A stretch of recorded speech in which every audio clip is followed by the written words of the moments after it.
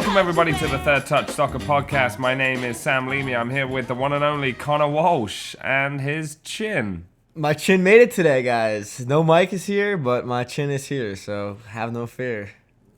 You hear that? Rhymes, yeah. You hear that rhyming, bro? It's that new Drake album. I think it was after that caprese sandwich you just had. But yeah, we're here, guys, for the preview of the USA versus Honduras game, World Cup Qualifier. The United States on the grand total of 0 points. 0 points. Panama. Honduras. Played 2, won 1, lost 1.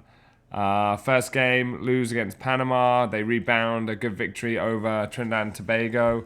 Are they the fourth best team in CONCACAF right now, as the table suggests? If you flip the United States and Panama? Yeah. Regardless of... Honduras is currently fourth in the Hex, which means they squeak into that CONCACAF playoff spot, which is, so they're in pretty good standing right now. But regardless, they probably are the fourth best team in the CONCACAF, behind USA, Costa Rica, Mexico. Have some pretty decent MLS players, Boniek Garcia, Romel Quintero, Albert Ellis, all from Houston, Roger Espinoza, who's very, very good at Sporting Kansas City, and then Andy Nahar, formerly of DC United. Some of you guys remember from there, but he's currently over in Belgium for Anderlecht.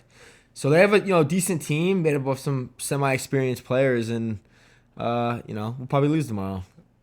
Obviously, United States are favorites. It's out on the West Coast, so all of us here on the East Coast, it's what, 1 o'clock in the morning? No, it's 10:50, right? 10:30 broadcast starts on Fox Sports, and I believe kickoff is 10:50 p.m. Really? 10:50? 10:50.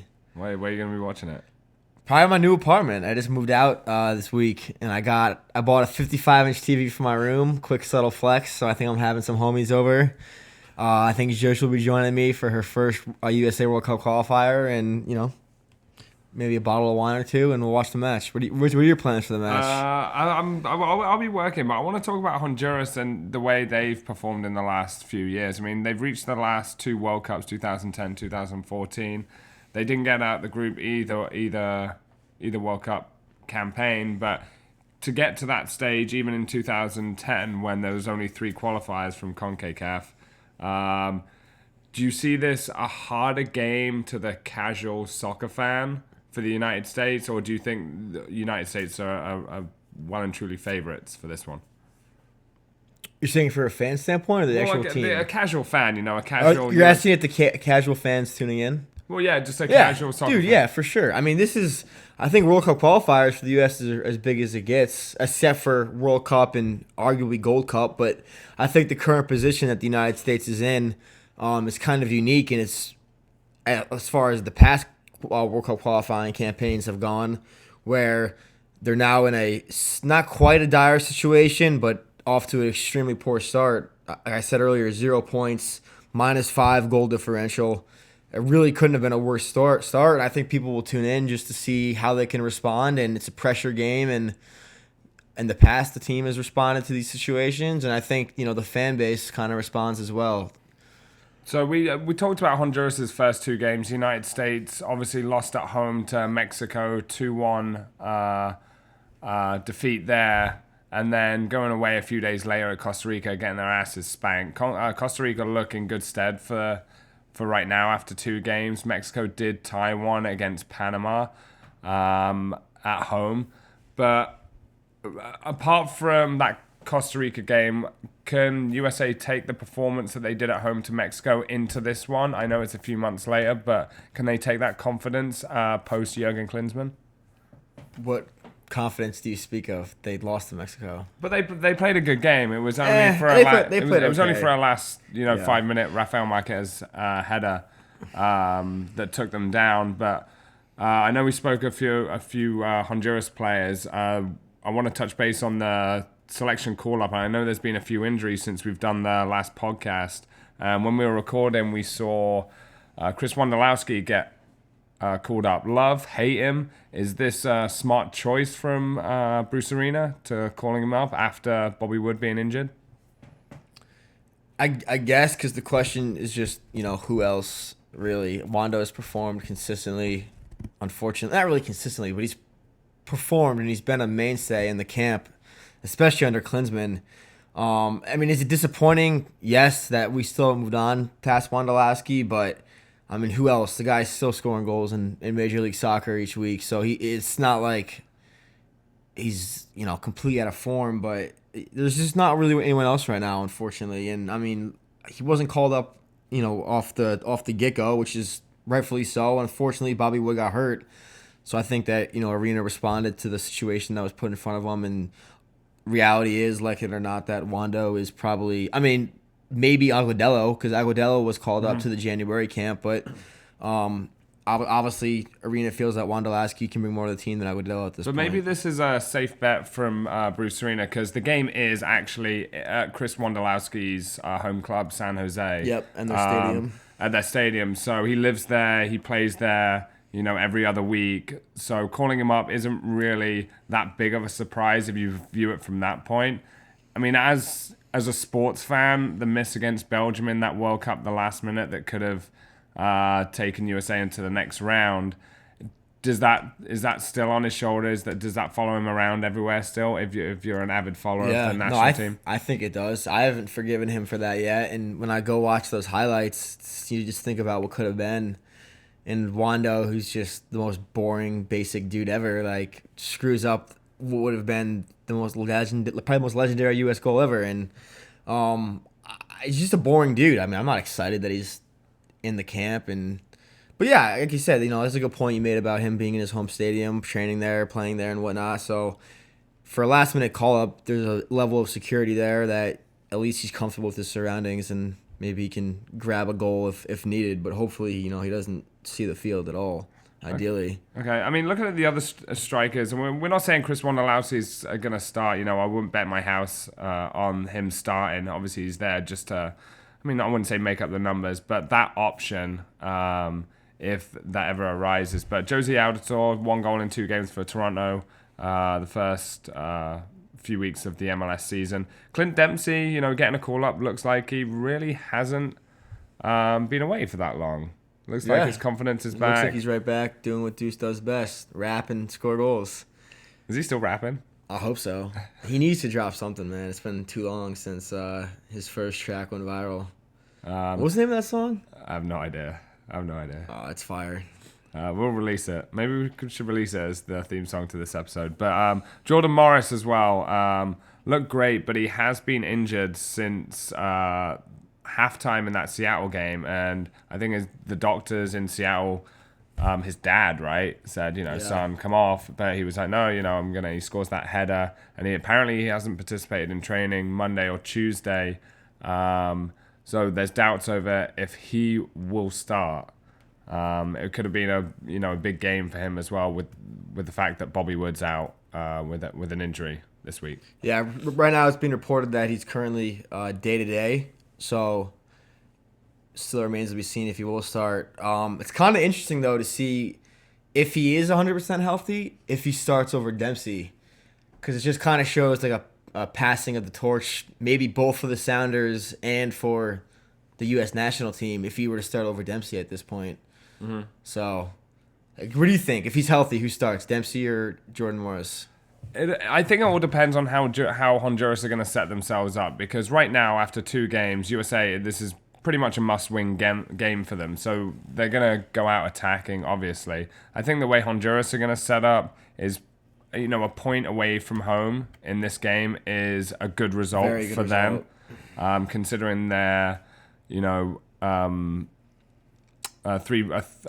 points ahead of the US in the table. So getting to 4 points and USA just stranding on 1 point after this game. So I think they're going to have to attack from all angles. I think it's going to be a back 5 for Honduras, 3 centre-backs and, a couple of wing-backs helping out, considering the US play with a sole striker. So it'll be interesting to see what, attacking formation Uncle Bruce is going to go for in this game.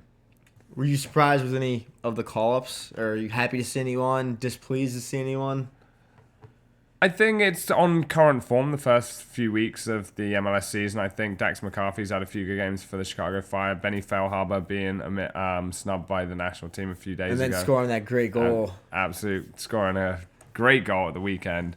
Overall, I don't think there's any surprises. Only talking point was Chris Wondolowski coming in, but really, who is there else, right now, for that team. But going on to Honduras, I know they've got a few familiar names that have been a regular in the MLS. You want to go through? I already did that. Oh, you did that. Yeah, already. I did that. Sick. It's all right, buddy. It's all right. A few steps ahead of you. It's okay. All right, so in World Cup qualifying versus Honduras, overall, USA are 5-2-1. If the USA lose this game, is this, panic button now? Or I think if they lose this game, it's officially panic mode, honestly. But if they win, they get 3 points. They're tied on points with Honduras. So then at that point, they're in that 4th place spot, which means they would get the chance to play in the World Cup playoff. So I guess it wouldn't be terrible at that point. But there's currently 8 games left to play.